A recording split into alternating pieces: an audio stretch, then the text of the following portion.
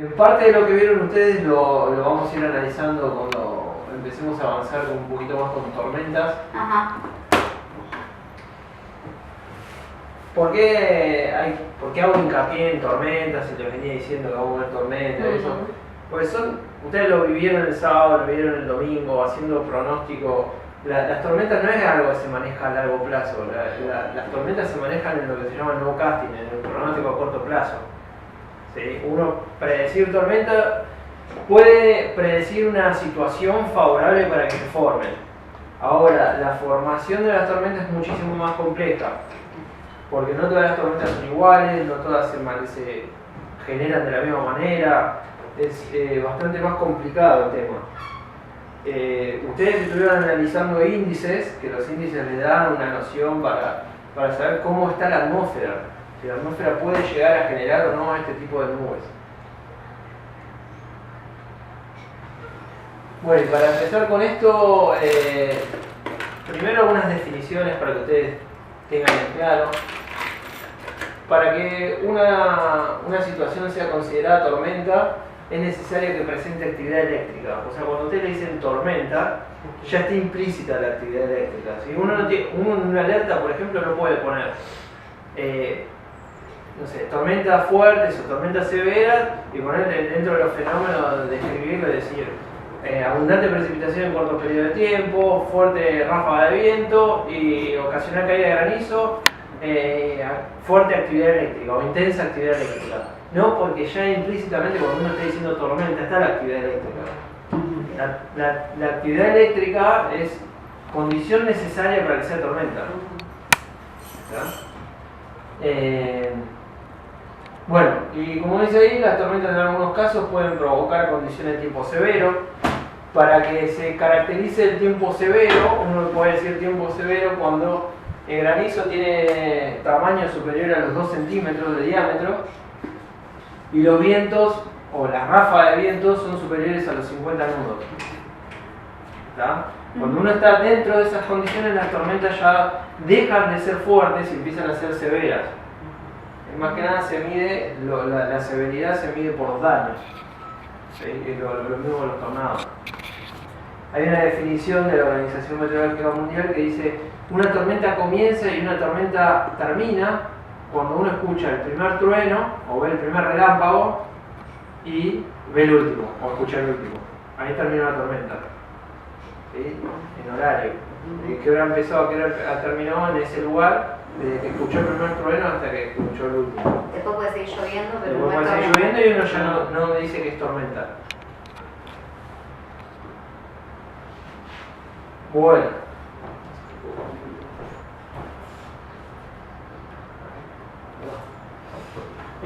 La formación de tormentas, como ustedes ya saben, requieren 3 condiciones principales. Una, la presencia de inestable, inestabilidad termodinámica. Cuando hablábamos de inestabilidad, ¿a qué estamos haciendo referencia? ¿Cuándo decíamos que la atmósfera era inestable? Cuando el ascenso cuando hay posibilidad de ascenso. Bien, bien.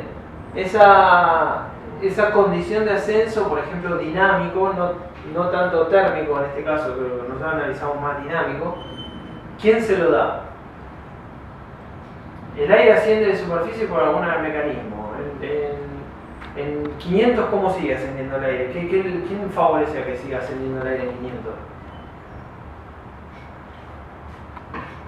La presencia de la delantera de una vaguada. La delantera de la vaguada. Eso es una condición dinámica para que el aire siga ascendiendo 500 hectopascales. ¿Sí? Fíjense que después dice alto contenido de vapor en el aire, porque obviamente si nosotros ascendemos aire, el aire está seco, no formamos nube. ¿Sí? Y un mecanismo que origina el ascenso de aire. Los mecanismos de superficie, ¿se acuerdan cuáles son?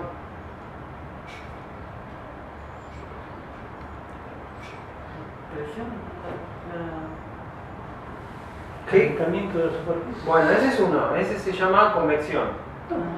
¿Sí? ¿Cuál más? En superficie. ¿Qué hace subir aire en superficie?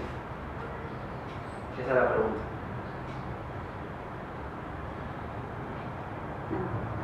Un sistema a baja presión, por ejemplo, ¿qué genera en superficie?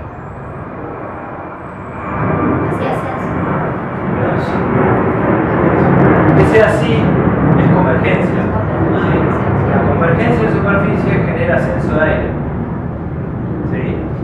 Un obstáculo orográfico genera ascenso de aire. Una sierra, Ah, sí. una montaña, lo que fuera. Y después, ¿qué otro más?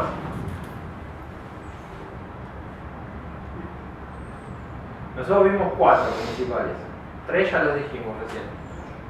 Falta uno, que es importante también para los ascensos. La poca diferencia entre la humedad y la temperatura. Punto de rocío, ¿Cómo es el punto de rocío? que estén cercanos. Ah, Punto de rocío con la Si temperatura. está cercano el punto de rocío en la temperatura, estamos con una atmósfera saturada, Sí. o casi saturada. sí. ¿Eso genera ascenso? No.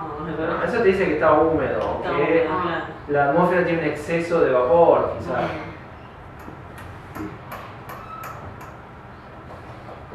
¿Qué pasó el fin de semana? Hubo tormentas, ¿no? Sí. El lunes, ¿qué pasó? Bajó la temperatura. Eso, ¿y por qué bajó la temperatura? Entró una masa de aire frío. Ah, Entró- la entrada al frente frío. Es un frente. Ah, Un frente genera ascenso de superficie. Sí. ¿Está bien? Sí, Entonces, sí, sí. ahí, en el punto C tienen 4 mecanismos que vimos principales. Uno es la convección, la convergencia, la orografía y los frentes. Esos 4 generan ascenso de superficie. Ujú. Después necesitamos que el aire esté húmedo. ¿Sí? El punto B, Sí. condición necesaria para formar nubes. Y después el punto A, para que eso siga creciendo en la vertical, necesitamos que la atmósfera sea inestable. Claro. Porque si es estable, va a ascender un poco por el frente, Pero nada más. va a generar nubosidad, pero la nubosidad esa no se va a extender en la vertical, va a estar chata, va a estar cerca de la superficie. Tendremos estratocúmulus, ¿sí? No cumulonimbus. ¿Está bien? Si la nube empieza a crecer, ¿cuáles eran los estadios de las nubes que nosotros vimos en el crecimiento vertical? ¿Cómo se llamaban? El tipo de nubes de Las crecimiento. bajas, las medias y las altas, ¿no? Strato cúmulo. No, la de desarrollo vertical. Ah, El estadio más chato, ¿cómo se llama de ese tipo de nube? ¿Cuál es la nube característica de desarrollo vertical? el Cúmulo. No. No. El cúmulo. El cúmulus. El cúmulus, fíjense que ahí tienen cúmulus hoy, Sí. ¿está bien? ¿Y eso da tormenta? No. No, esos son cúmulos de buen tiempo, por eso son nubes de desarrollo vertical. Ujú. ¿Está? O sea que si hubiera ¿Qué es lo que inestabilidad son pasa? las que podrían ascender. Arriba de esa nube, o sea, en la parte superior a la nube, hacia arriba de la atmósfera, no hay inestabilidad. Eso genera que esa nube no se desarrolle verticalmente. Ahora, la nube que le sigue a esa, el desarrollo vertical, ¿cómo se llama? Cúmulo. Torre cúmulus, No, torre ¿sí? Que toma forma de torre. Mm. ¿Está bien? Es esa que empieza a desarrollarse verticalmente y toma forma de torre. Sí. Es cúmulus, torre cúmulus, y la más desarrollada se llama cumulonimbus. Sí. ¿Está bien? Para que haya cumulonimbus tiene que haber sí o sí inestabilidad, porque si no la nube no puede crecer en la vertical. Fíjense hoy. ¿Sí? Al no haber inestabilidad, la atmósfera no genera el desarrollo de los cúmulos en la vertical, los deja chatos. Ujú. Chato quiere decir que no crecen en vertical. ¿Sí? Están, pero no crecen en vertical. Bueno, el punto A, lo dije recién, cuando el aire es inestable, al recibir un empuje desde abajo, cualquiera sea de los 4 mecanismos que vimos en el punto C, el aire asciende y la inestabilidad lo que permite es que siga ascendiendo verticalmente. ¿Está bien? Esto ya lo vimos miles de veces, si el aire que asciende continúa siendo más cálido que el aire del entorno, entonces eso sigue subiendo y eso es lo que muestra que la atmósfera es inestable. Bueno, esto ya lo vimos, ahí están los factores: ascenso de aire por una superficie frontal, bla bla bla bla, el ascenso orográfico, el calentamiento de la superficie. Bien. ¿Cómo se desarrolla lo que nosotros denominamos celdas convectivas? ¿Sí? Una celda convectiva, fíjense, tiene 3 etapas. Uno es el crecimiento, la madurez, o sea, se llama crecimiento o desarrollo, madurez y disipación. Ahí tienen los tres estadios. Fíjense, crecimiento, el cúmulo que empieza a crecer, se empieza a desarrollar en la etapa de la madurez y después empieza la etapa de la disipación. Fíjense que en la etapa de crecimiento solo hay líneas rojas. ¿Sí? Eso quiere decir que el aire que está ingresando a la nube es aire cálido del entorno. El aire cálido y húmedo del entorno es empujado hacia arriba. Ese empuje hacia arriba se lo puede dar el mismo calentamiento, se lo puede dar un frente frío, se lo puede dar un obstáculo orográfico. ¿Sí? Fíjense que a medida que asciende el aire, empieza a curvar la isoterma de 0 grados. ¿Sí? La isoterma de 0 grados se empieza a encontrar cada vez más hacia arriba. Eso quiere decir que hay un flujo de aire cálido que ingresa a la nube. ¿Está bien? Sí. Bueno, fíjense que en la etapa de la madurez aparecen corrientes descendentes, ¿sí? Corrientes azules que descienden. ¿Sí? Eso es precipitación y arrastre de la corriente descendente dentro de la nube. Pero todavía se mantiene la corriente ascendente. En ese estadio, en el de madurez, en una nube, estamos hablando de una celda ordinaria, ¿sí? Un cumulonimbus. ¿Está? Esto es un cumulonimbus. Nada más. Cómo crece, cómo llega a su etapa de madurez y cómo llega a su etapa de disipación. Empieza a crecer con la corriente ascendente, empieza a formar nube y esta nube se va desarrollando verticalmente. ¿Sí? Fíjense, acá estaría, por ejemplo, en un estadio entre torrecúmulos y un cumulonimbus. ¿Sí? Empieza a haber descenso dentro de la nube. Fíjense que dentro de la nube hay movimientos ascendentes y descendentes cuando la nube se está formando y llegando casi a su estadio más amplio o más grande. ¿Está bien? Eso que En la etapa de madurez, las corrientes ascendentes no son por la periferia de la nube y las descendentes por el centro. bueno, ahora lo vamos a ver eso. Ok. Fíjense que acá en este estadio, en el de madurez, uno tiene la corriente ascendente y la corriente descendente conviviendo dentro de la nube. Lo que genera que haya una corriente ascendente y una corriente descendente es mover las partículas dentro de la nube. ¿Está bien? Acá, por ejemplo, en esta zona, la alta de la nube, fíjense, la isoterma de 0 grados está por acá, en esta zona nosotros ya tenemos granizo en una nube o hielo, fase hielo seguramente. En este caso, el hielo es arrastrado hacia arriba, con la corriente descendente es arrastrado hacia abajo, nuevamente se engancha la ascendente, es arrastrado hacia arriba, otra vez hacia abajo. Entonces, ¿qué es lo que va pasando con las partículas? Las partículas van experimentando cambio de temperatura brusco dentro de la nube. Una partícula de hielo que es arrastrada hacia abajo se va calentando, porque fíjense que va descendiendo de temperaturas bien bajas a temperaturas cercanas a cero. Si llega a salir por esta zona y se llega a meter nuevamente por esta, la partícula de hielo quizás ya formó una capa externa de agua, ¿sí? Que a su vez al volver a ascender colecta otra partícula de hielo y la fusiona y sigue ascendiendo, sigue colisionando con otras gotas más grandes o con partículas de hielo y ese hielo se va haciendo cada vez más grande. ¿Está? Ese proceso se llama acreción. El hielo crece por acreción dentro de la nube. ¿Está? Entonces, ese es un mecanismo de la microfísica de la nube en la cual va aumentando el tamaño de las partículas. En este estadio. En este estadio, ya fíjense que la corriente ascendente desapareció. Eso ya lo vimos un montón de veces, yo lo dibujé ahí. Es la etapa donde empieza a generarse la precipitación dentro de la nube. La precipitación, obviamente, que viene del lugar de la nube donde hay aire más frío, viene arrastrando una corriente de aire frío hacia abajo. Cuando la lluvia o la precipitación, el granizo, lo que fuera, está llegando a la superficie, ese aire frío se desparrama para los costados. ¿Está? Eso es lo que se llama la pileta de aire frío. El aire frío que llega a la superficie y se desparrama para los costados.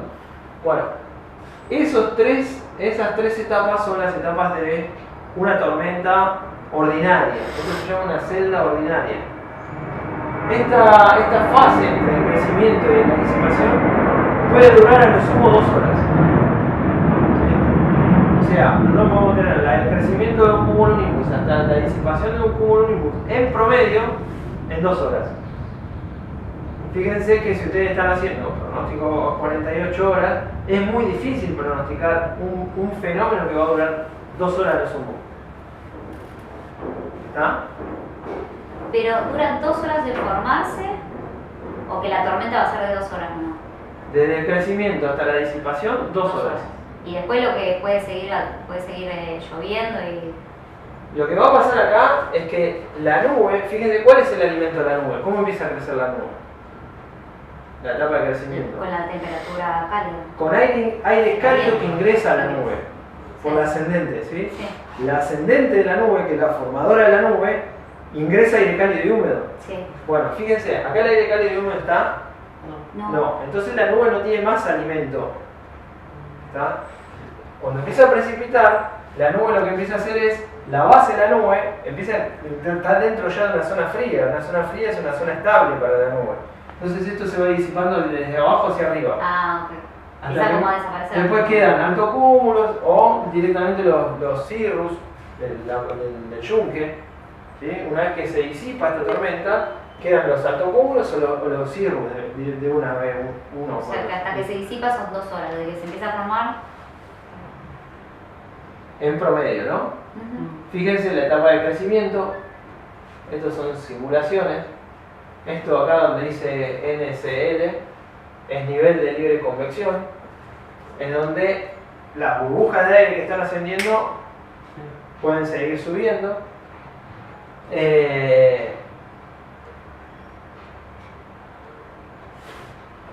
Bueno, es lo mismo. Tiene la etapa de crecimiento, cómo crece la nube, fíjense el influjo de aire que es siempre de las áreas circundantes a la nube.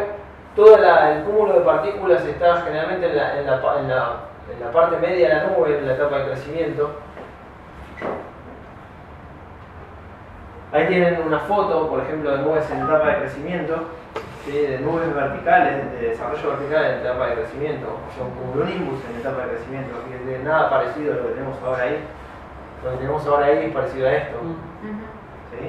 Que sería un cúmulo de buen tiempo. Bueno, ahí tienen una imagen del ascendente. La etapa de madurez comienza cuando la primera lluvia cae. Puede ser que sea saliendo de la nube, no llegando al suelo. Fíjense que dice independiente de que llegue o no al suelo.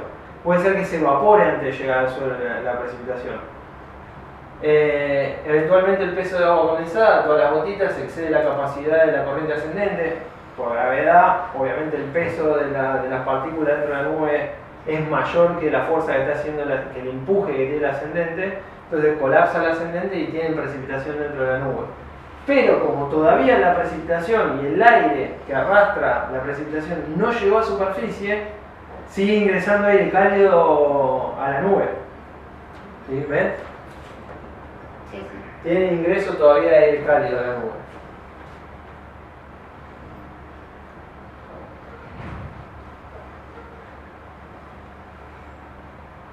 Bueno, y acá tienen la etapa de madurez, con precipitación fuera de la nube, no llegando a superficie, y con precipitación llegando a superficie. Fíjense que cuando llega a superficie pasa lo que decía Vicente, empieza a desparramarse el aire frío, que es estas dos zonas como que parecen un frentecito, y fíjense que la base de la nube empieza a subir, ¿sí? Porque se corta el flujo de aire cálido que ingresa a la nube.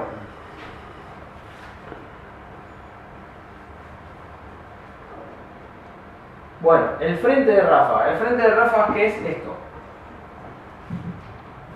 ¿Sí? Como dice ahí, junto con la precipitación puede ser arrastrada una porción de aire fresco, en realidad es aire frío, dentro de la nube. A su vez la evaporación misma de los hidrometeoros, quiere decir las gotas de agua, las partículas de hielo, los cristales de hielo, todo lo que está cayendo de la nube son hidrometeoros.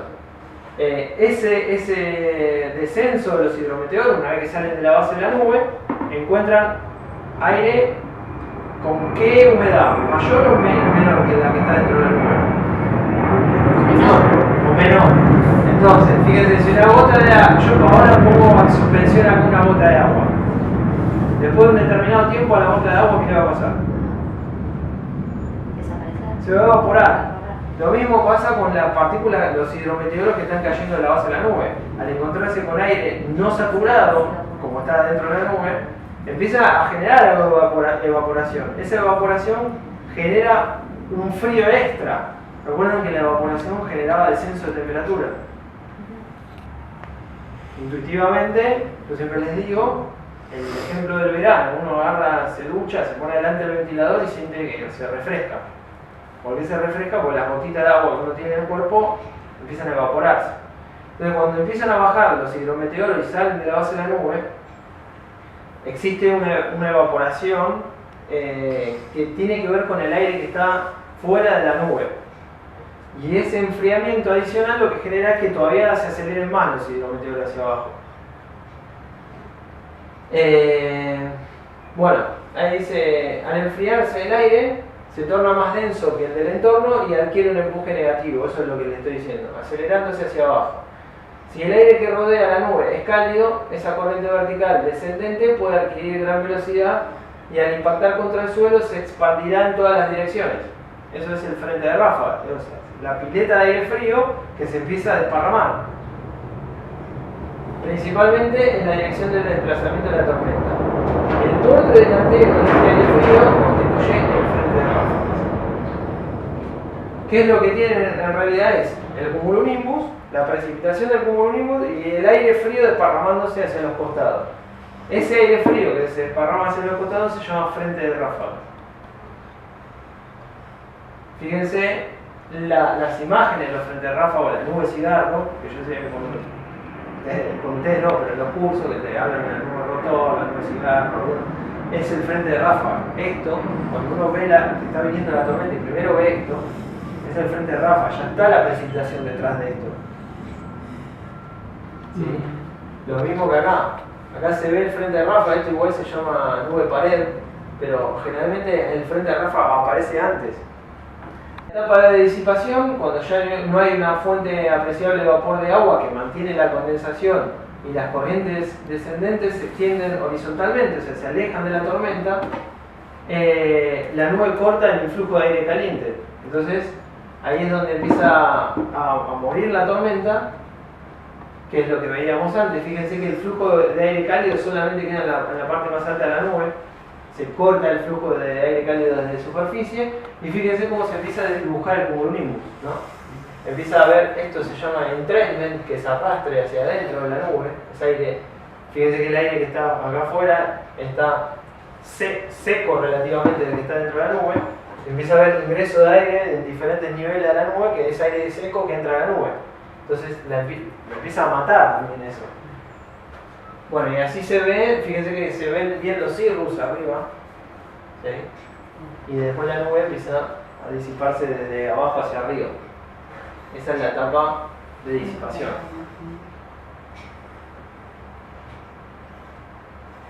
Bueno, ahora pasamos a otro tipo de tormentas que no son las unicelulares o la de la celda ordinaria que vimos recién, el cumulonimbus que crece. Se desarrolla, llega a su etapa madura y se disipa por la precipitación. Este tipo de tormentas se llaman tormentas multicelulares. Multicelulares quiere decir que se producen porque interactúan con el frente de ráfagas. Fíjense, cuando empieza el cumulonimbus a estar en la etapa de disipación, está toda la precipitación y lo que genera es el arrastre de este frente de ráfaga, fíjense. ¿Está bien? Sí. ¿Por qué se le llama frente de ráfaga? ¿Por qué se le llama primero frente?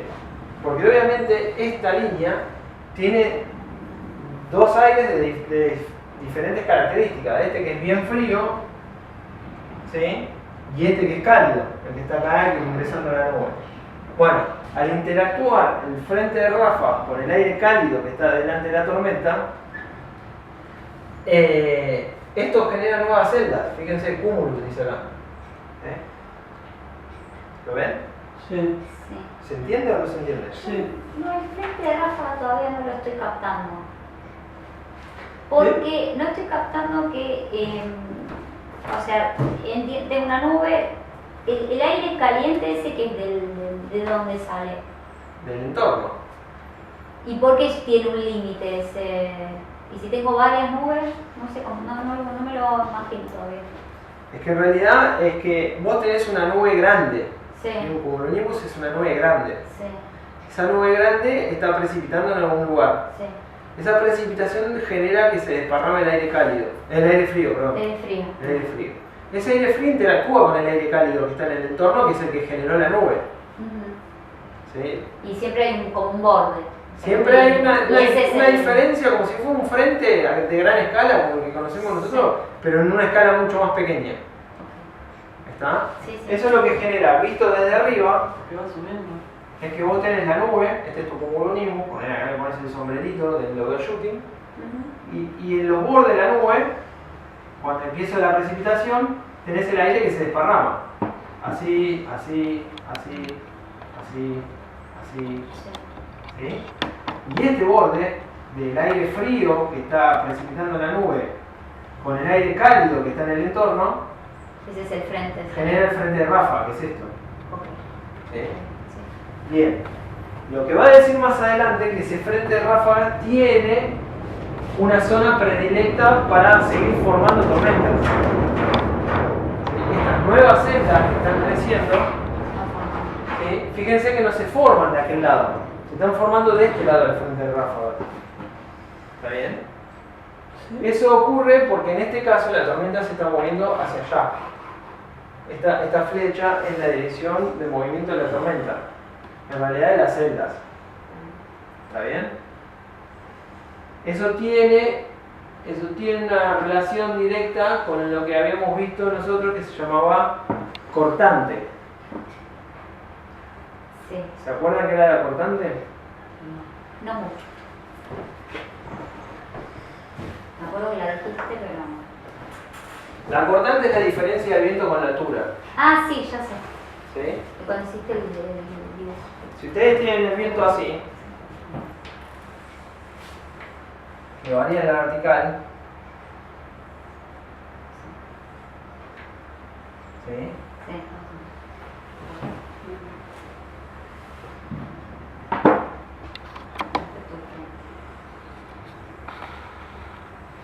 Y ahí tienen el cumulonimbus. Ujú. Voy a probar con el otro lado si se ve. ¿Sí? Ahí tienen el cumulonimbus. Acá está precipitando. ¿Sí? Y esto desparrama aire para estos flancos, ¿no? Sí. Para acá y para acá. Que es esto, todo lo que está acá adentro, eso que había dibujado yo en círculo recién, eso se llama, dentro de la nube, no en el borde, la pileta de aire frío. El borde de la pileta de aire frío con el aire cálido es el frente de ráfaga. Bueno, fíjense que la circulación de vorticidad de estos frentes de ráfaga, de giro, ¿sí? A medida que se desparrama la precipitación sería algo así. ¿Sí? Está cayendo y hace esto. ¿Está bien? Sí. Bueno. Por la propia presencia del frente de ráfaga, de la cortante vertical del viento, esto genera una rotación, si la cortante varía así, genera una rotación así. ¿Sí? Sí, sí. Esto está arrojando el aire así. Que es lo mismo que en esta dirección. Así. Claro. ¿No? Pero en este caso, acá no es lo mismo, acá es así. Claro. ¿Sí? ¿Está bien? Esto lo que hace es que la tormenta se mueva hacia allá. Esto. La diferencia del viento con la altura. Si tiene esa dirección, está empujando a la celda para aquel lado. Bueno. Que acá el giro que le dé la cortante sea igual al giro que le da la misma precipitación dentro de la nube, lo que hace es meter las celdas en el aire frío. Entonces de este lado, las celdas no se van a ver favorecidas a crecer. Acá lo que está haciendo, el giro de la precipitación está haciendo ascender las celdas delante del frente de ráfaga y el giro de la cortante también. Entonces las celdas se empiezan a formar sobre el frente de ráfaga. Quizás un poco inclinadas hacia allá. ¿sí? Pero sobre el frente de ráfaga. Acá lo que hace es, desde el frente de ráfaga las mete en el aire frío. El aire que empieza a salir acá es directamente ingresado al aire frío. Y por eso acá no se forman nubes. Y de ese lado sí. Por eso allá le está mostrando que sí se forman las nubes del lado opuesto a la cortante o a la dirección de donde se está moviendo la tormenta. Es decir, suena lógico, ¿no? Si el aire frío se va moviendo en todo su conjunto por aquel lado, la zona que va quedando más alejada del aire frío es del aire cálido es esta, no la que está interactuando acá adelante. ¿Está bien? Pero la forma concreta de verlo es con la constante. ¿Sí? Por eso en las tormentas siempre hay una zona predilecta donde se pueden seguir formando celdas. Una vez que ya hay una celda y una vez que hay mecanismos como para que siga habiendo tormentas multicelulares. Multicelulares quiere decir que hay muchas celdas y que esas celdas crecen generalmente sobre el frente de ráfaga. Ahí conviven celdas quizás en etapa de disipación, celdas en etapa de madurez y celdas en etapa de crecimiento. ¿Está bien?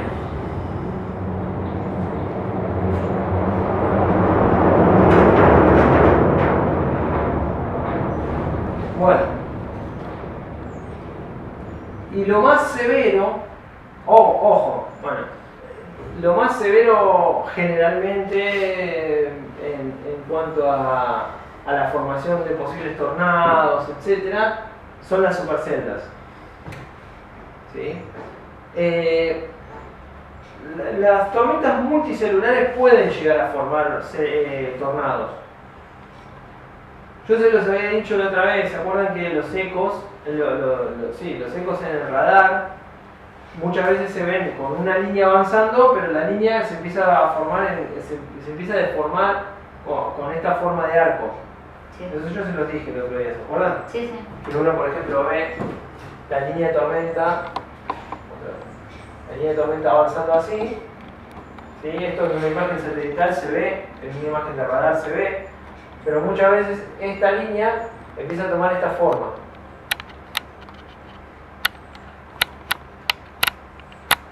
¿Sí? Y en estos lugares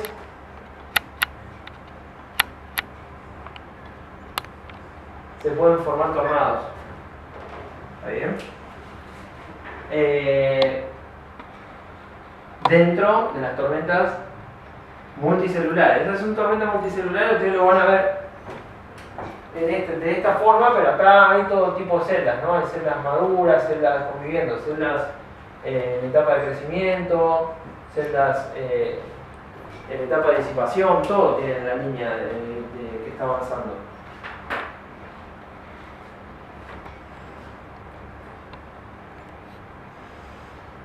¿Cuál es la manera de determinar esa línea y de verla?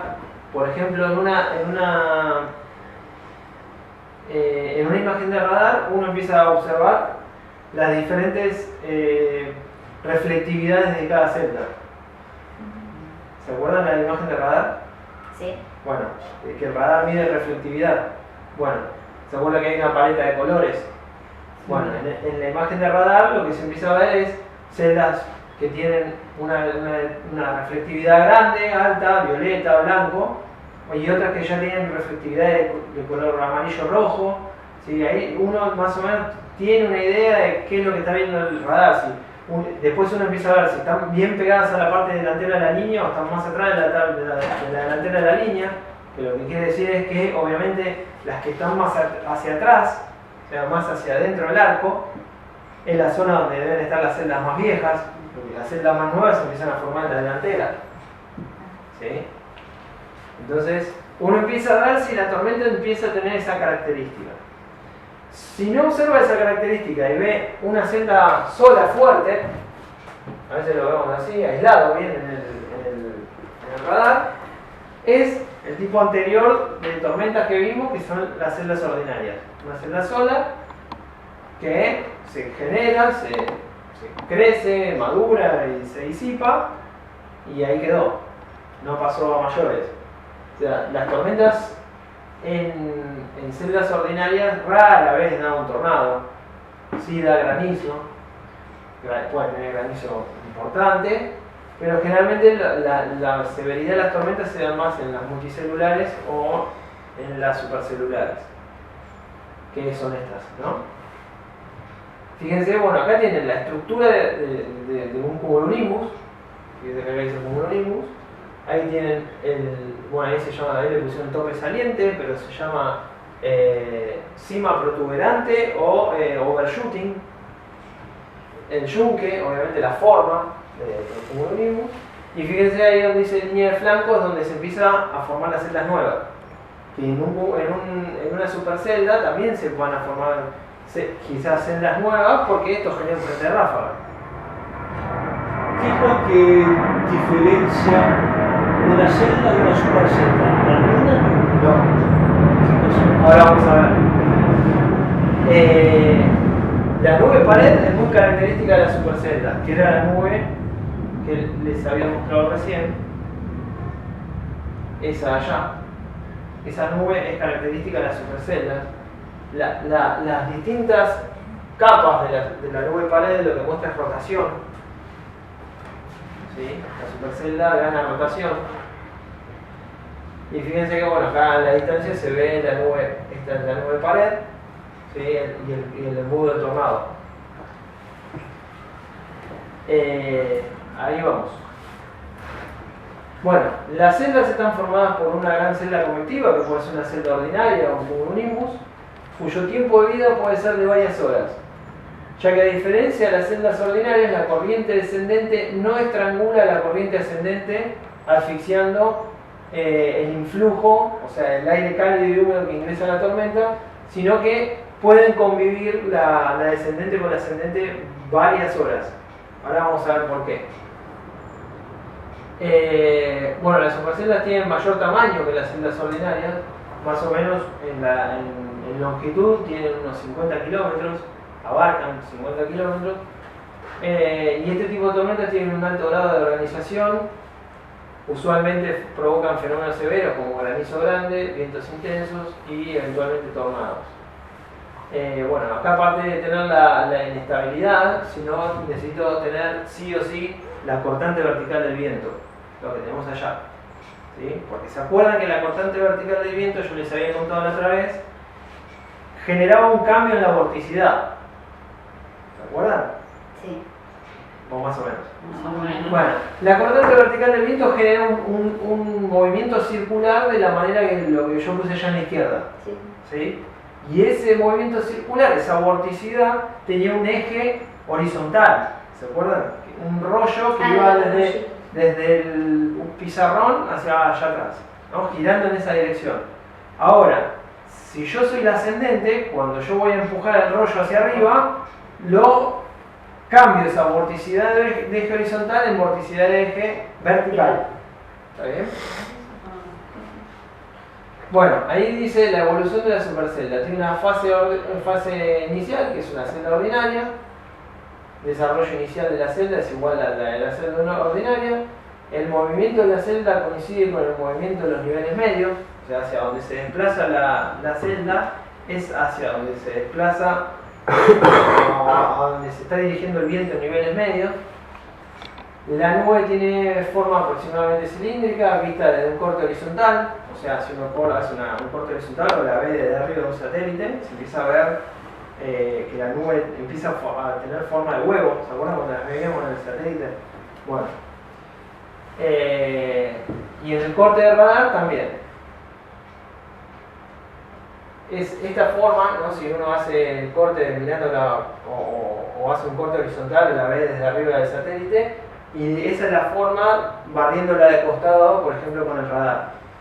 ¿Sí? Esto que están acá, las líneas punteadas, son reflectividades. Muestra dónde están las reflectividades máximas. ¿Ven que acá dice DBZ? Sí. Bueno, acá tienen 20, 30, 40 y hay un núcleo de 50 en el medio. O sea, donde está el concentrado de las partículas. Bueno, fase media o el inicio de la etapa supercircular. Fíjense que en el gráfico, antes que yo lea nada, ya está implícita la constante. A ver, si no estuviera el aire en el entorno, la diferencia del aire, de la intensidad del viento con la altura en el entorno, no se podría formar la supercelda. ¿Está bien? Que si no tuviera cortante y tengo bastante inestabilidad como para formar una tormenta, ¿qué tipo de tormenta sería?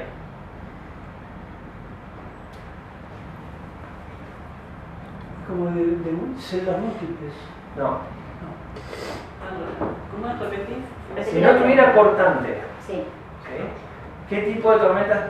La multicelular, la común. La ordinaria. Sí. La celda ordinaria. Porque se arma y después se desarma. Porque para tener una zona propicia para que se desarrolle nuevas celdas sobre el frente de ráfaga, yo necesito tener La cortante. cortante. O sea, para tener multicelulares yo necesito tener cortante también. ¿Está bien? Sí, sí. La diferencia que hay en la cortante entre las multicelulares y las supercelulares es que la cortante en niveles bajos, nosotros le llamamos niveles bajos entre 0 y 6 kilómetros. ¿Sí? Los primeros 5 o 6 kilómetros de altura, la cortante para formar superceldas tiene que ser un poco más intensa que la cortante para formar multicelulares. Ahora, si la cortante es muy zarpada, lo que decía yo a ustedes la otra vez, si la cortante se va de rango, es muy fuerte, aumenta mucho el viento con la altura, la cortante misma mata la formación de superceldas incluso. Y no tiene que ser una cortante fuerte, tiene que ser una cortante moderada para que haya superceldas. Pero sí tiene que estar la cortante. Fíjense que este dibujo es crucial. Lo que está mostrando es que hacia allá está el oeste, hacia acá está el este, el sur está hacia allá y el norte está hacia la derecha. ¿Está bien? ¿Cómo se estaría moviendo la tormenta? Hacia el este. Hacia el este. Fíjense que esta flecha es la que muestra para dónde va la tormenta. Es medio, vieron No, algo se así en un entiende, plano, se en entiende 3D, medio complicado. Pero fíjense que el yunque se loca hacia este lado. Para, porque ahí me mareé. La cortante. Sí. ¿Qué es lo que hace que haya cortante? Eso no me acuerdo. La diferencia del viento con la altura. Tiene que haber mucho más viento, Vos, digamos. por ejemplo, si yo te digo, a ver, vos tenés en superficie 5 nudos del este. ¿Está bien? En 2000 metros tenés 7 nudos del este. Y en 8000 metros tenés 9 nudos del oeste. ¿Tenés cortante? Tipo, venías del este, después al oeste. Pero No, me a mí sirve, me no me pare- a mí sirve, me pareció no me que sirve. No, pero se vio el sábado pasado a la tarde ¿Qué cosa? que tenías dos direcciones de viento distintas en la atmósfera. Es que ustedes No, piensen no una tiene cosa. que ver, no. Piensen una cosa. Vos en superficie, el tema es el siguiente. En altura, ustedes están acostumbrados a ver radiosondeo y están acostumbrados a ver, por ejemplo, los niveles de 300, 250, que lo vimos 1000 veces. ¿Cómo es generalmente el viento en esos niveles? Fuerte. ¿Fuerte y qué dirección? De oeste a este. Sí. O sea, del oeste. El viento del oeste. Sí. Puede ser noroeste, puede ser sudoeste, pero siempre es del oeste. Sí. ¿Sí? En esos niveles siempre del oeste. O sea, usted va a decir, sí, pero pasa del este al oeste. Y sí, generalmente va a cambiar la dirección desde superficie hasta el nivel de salto. Porque el nivel de salto es siempre del oeste, o tiene alguna componente del oeste. En superficie vos podés tener norte, sur, sudeste, lo que sea. ¿Está bien? Sí. Bueno, ahora lo que voy es, yo les dije, si vos tenés en superficie viento del este 5 nudos. Sí. A 3000 metros tenés viento del este 7 nudos. O del sur, ponele, lo que vos quieras. Y no sé, a 10 kilómetros tenés viento del oeste a 7, 8 nudos. ¿Hay bastante No, diferencia en no. la intensidad del viento? No. Un nudo, 2 nudos, 3 nudos, eso no es una cortante fuerte. Ahora, si la cortante te va variando, por ejemplo. Claro, vos- era la diferencia de la cantidad de viento. Eso allá es era. lo que tiene la flecha de allá. Es la diferencia A más del viento con la cantidad. altura. Está bien, ahí está. Eso era lo que me faltaba. A más altura, más La, cantidad. Claro, la pero vos diferencia necesitas entre tener- superficie pero vos y niveles más altos. Vos necesitas tener diferencia en la De intensidad. intensidad de viento, no del tipo de viento, de intensidad de viento. Ahí Ahora, está. el giro del viento, como va girando con la altura, va a generar otras cosas. Ahora lo vamos a ver. Pero lo que quería entender bien era la cortante que se me había olvidado. Te quedaste pensando algo. ¿Qué es la No, cortante ya en está. sí? No, estoy Ya pensando está, es la diferencia. en el sábado pasado. O sea, si vos tenés acá Que 5 llovió y subís un a la poco de mañana. altura y te vas a 15 nudos, Ahí sí. A la ahí tarde por se ejemplo son despejó mucha un rato, diferencia. Tenés dos Sí, no, nudos yo de vi- diferencia, no es. nubes de direcciones distintas, en distintas alturas, y después a la noche, en realidad en la madrugada del domingo, fue la Yo pensé tormenta que era fuerte. que cambiaba de dirección. No. Eso genera otras cosas. Va a pasar. La nubosidad en ese nivel se va a mover según a quién le da ese nivel. Flechas más largas. Sí. El viento más fuerte va a mover la nube más rápido que el viento más débil. Ujú. No me vengo a la acá, me Bueno, fíjense, en la imagen esa voy a empezar a leer, dice, a medida que la senda se va desarrollando, la interacción entre la corriente ascendente y la cortante modifica la forma y el comportamiento de la celda. Comienza a desarrollarse el par de vórtices rotacionales internos llamados mesociclones.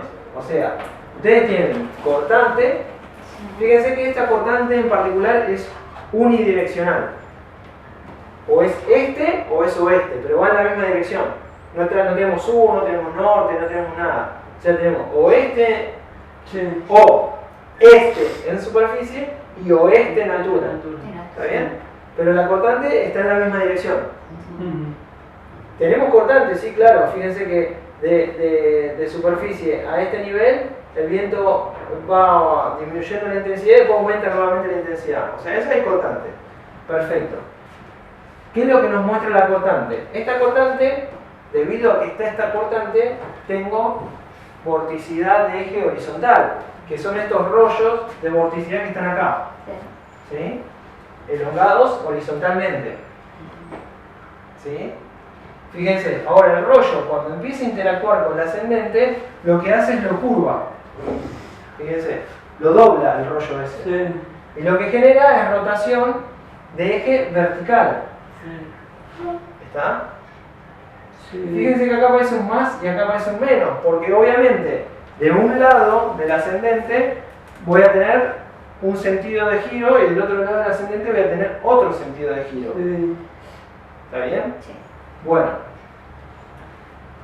Hasta acá, esto ya ustedes lo vieron, lo conocen. Acá se empieza a complicar un poco más la situación. Lo que empieza a pasar es que en el estado maduro de la supercelda, ¿sí?, empieza a pasar lo que se llama splitting. Split en inglés es dividir. ¿Sí? Sí. Bueno, splitting es que la celda se va a empezar a dividir. Se va a empezar a dividir ¿por qué?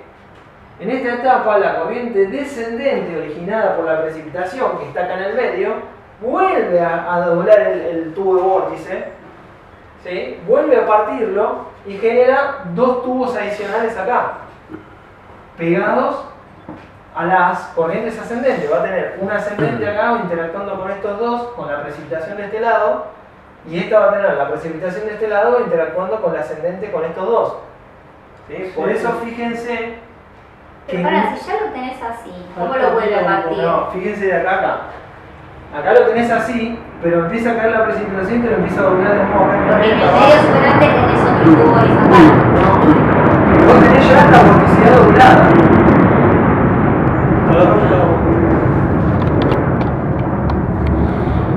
¿Sí? Vos tenés uno acá y el otro acá. Sí. Lo que empieza a hacer la precipitación es arrastrarte este para abajo, así, hasta que te genera esto. ¿Sí? Tenés uno acá, uno acá, uno acá y uno acá. Ah, está bien. ¿Está bien? Ya entendí. Que es lo que Ahora sí. tenés en la etapa siguiente. Sí, ¿Está bien? sí, sí. Bueno, eso es por la precipitación interactuando con las ascendentes que doblan los tubos de vórtice. Bueno, fíjense que empieza a tener de este lado un sentido de giro, de este lado otro sentido de giro, un sentido de giro y el otro sentido de giro. Bueno, ahora sí. Ahora lo que empieza a pasar es que la corriente ascendente empieza a inclinarse, empieza a moverse del lugar para seguir alimentando esta celda y para seguir alimentando esta celda. Y esto da lugar a que la celda anterior, la que veíamos antes, se divida en dos superceldas hijas mediante un proceso llamado splitting. Fíjense que acá tienen una ascendente y acá tienen otra ascendente. Lo que se va a empezar a pasar es que la celda empieza a dividirse. Si la cortante fuera de esta manera, como está ahí, las celdas van a hacer esto.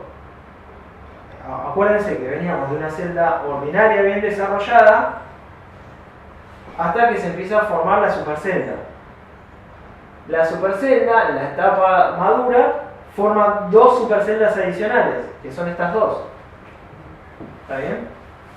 Si la cortante fuera así, las superceldas van a hacer esto. Se van a empezar a dividir y ir para los laterales. ¿Está bien? ¿Qué es lo que pasa acá? Ahora, una de las celdas, estas superceldas, en general será favorecida y será la que sobreviva varias horas. La otra supercelda es la desfavorecida y tendrá una vida corta, o bien se disipará rápidamente. Esto de que sobreviva o se muera rápido está ligado directamente con cómo es la cortante vertical del viento. Fíjense que acá dice, en el hemisferio sur, la celda que en general resulta la favorecida y sobrevive como supercelda es la del lado izquierdo. ¿Sí? O sea, si nosotros estamos viendo el movimiento de la tormenta que es para acá, la que va a sobrevivir para nuestro hemisferio es la que da al norte. ¿Sí? Es esta, la de aquel lado. O sea, si acá ustedes tuvieran el eje, está una celda acá y la otra celda acá, la que va a vivir en nuestro hemisferio generalmente es esta, la de acá, cuando se empiezan a dividir. Esta va a venir para acá, se va a morir, esta va a venir para acá y va a vivir. ¿Eso por qué? Eso es por cómo es la cortante en nuestro hemisferio. Que nosotros tenemos generalmente el influjo de aire que alimenta la tormenta es del norte nuestro. ¿Está bien? Claro. Pero tiene mucho que ver con cómo es el giro de la cortante con la altura. ¿Sí?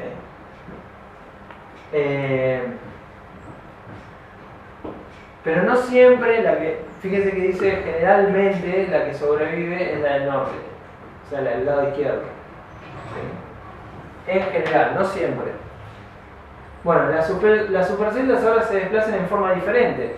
Además de ser empujadas, afectadas por el viento en niveles medios, o sea, que el viento que domina el cúmulo de tormentas, cada celda va a tener una autopropagación, o sea que se va a desplazar como lo indique la que sobrevivió debido a la cortante reinante del entorno. Bueno, y después uno obviamente puede reconocer en una imagen de radar cómo se va moviendo esta celda. Ahora le voy a mostrar de la tormenta del fin de semana. No, quedan sin. No se iba a Se cortó. Bueno, Quedan. quizá hicieron saltar algo con los trabajos que están haciendo, ¿no? Habría que ver. Veremos. ¿Hay una térmica ahí?